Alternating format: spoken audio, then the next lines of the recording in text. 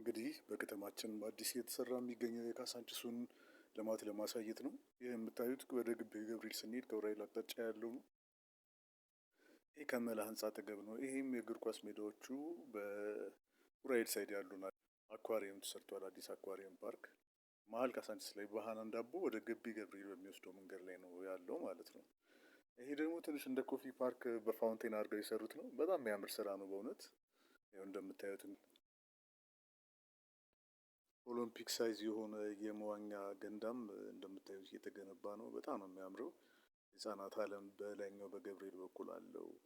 ጀነራሊ ደግሞ እንደዚህ በትልቁ ደግሞ እዩት እስቲ እንዴት እንደሚያምር። እንግዲህ በጣም እናመሰግናለን አዳነች አቤቤ እናታችን። በርቺ በርቺ እጅሽ ይባረክ ከማለት ውጪ ምንም ማድረግ አንችልም። ማድረግ ነው እንግዲህ ወገን ዘመዶቼ።